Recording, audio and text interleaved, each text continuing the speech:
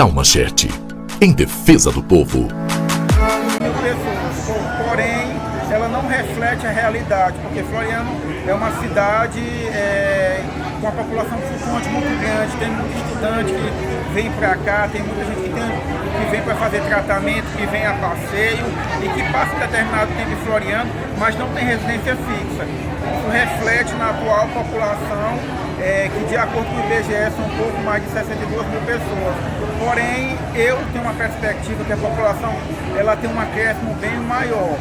Em relação à questão econômica, a questão econômica de Floriano, ela é uma cidade, de certo ponto ainda provinciana. Por quê? Porque a nossa economia ela é baseada única e exclusivamente no comércio, serviços, funcionário público. São essas três vertentes que nós temos trabalhando em Floriano. Existe também uma falta de visão por conta dos gestores, porque Floriano não atrai investimentos macios, Floriano não atrai empresários, pessoas que possam trazer fábricas, pessoas que possam gerar emprego e renda com uma rentabilidade melhor. O que nós temos hoje aqui é interessante, mas é um paliativo, a feira do produtor, porque é interessante, vai mostrar para o microempreendedor, o empreendedor que trabalha com subsistência, os produtos dele, o que nós temos em Floriano, o que nós temos na região.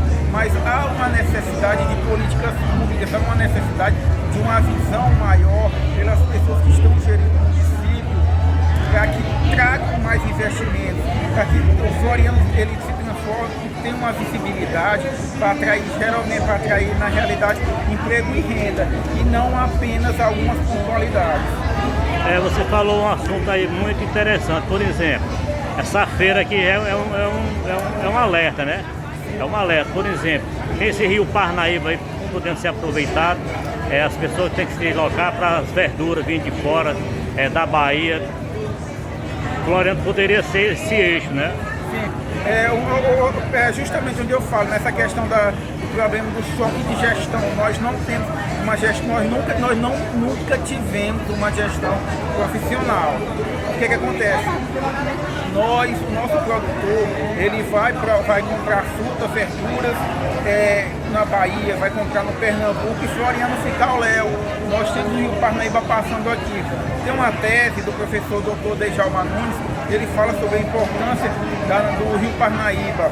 O Rio Parnaíba, até o período antes da construção da barragem Boa Esperança, Floriano era a economia mais pujante dessa região.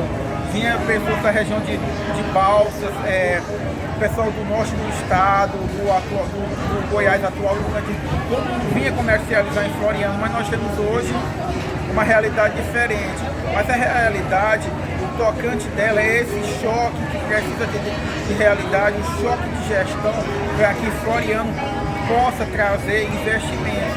O Rio Parnaíba, como um amigo meu, seu Hélio, ele disse que o rio deságua, chorando, ele passa por debaixo das nossas camas e vai desaguar no oceano. Enquanto isso, nós estamos comprando frutas, verduras, hortaliças, tudo de fora. Por quê? Porque não há um investimento. E aí tem o tocante.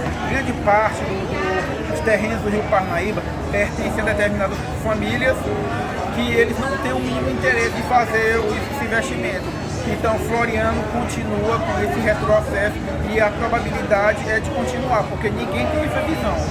Cleiton, você falou uma coisa importante, só para repetir um pouco.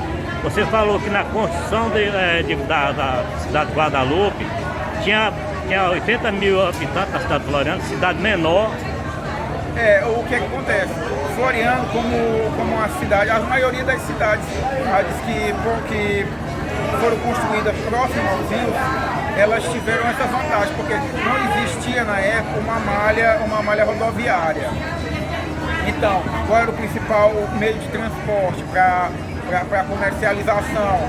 O Rio Parnaíba. Então, com a construção da barragem de Boa Esperança, o Rio Parnaíba, a navegação em si, ela findou praticamente. Inclusive, parte do rio hoje ele está assoreado. Eu lembro que na época que veio a barca de sal para cá para Floriano, que foi uma proposição do então governo Alberto Silva, foi de fazer novamente o Rio Parnaíba navegável. Mas foi algo pontual que não se deu, porque não deu continuidade. Então, Floriano, nesse caso aí, houve um retrocesso, porque o Rio Parnaíba hoje, ele não produz em larga escala absolutamente nada. É um ponto turístico que Floriano não aproveita. Floriano tem um Casa Beira Rio, é um ponto turístico que é um restaurante, um belíssimo restaurante, que atrai turistas, mas não tem absolutamente mais nada que proporcione ao florianense ou ao turista um divertimento, um lazer. Então há essa estagnação. Cleiton, muito obrigado por você ter nos atendido. Esclarecimento final, mais alguma coisa que você quiser acrescentar sobre a história da cidade de Floriano, o canal está aberto. Eu agradeço a oportunidade, dizer que ainda existem muitas cabeças pensantes, existem muitas pessoas que propõem, como o senhor também faz essa proposição de fazer esse indagamento, de fazer esses questionamentos, para que nós possamos trazer o debate nas escolas, nas universidades, nas nossas rodas de conversa, no meio familiar, essa problemática da não exploração do Rio Parnaíba, do turismo, do lazer, da economia de Floriano ter se estagnada por falta de uma visão, por falta de um planejamento. Muito obrigado. Muito obrigado e boa sorte. Viu? Obrigado.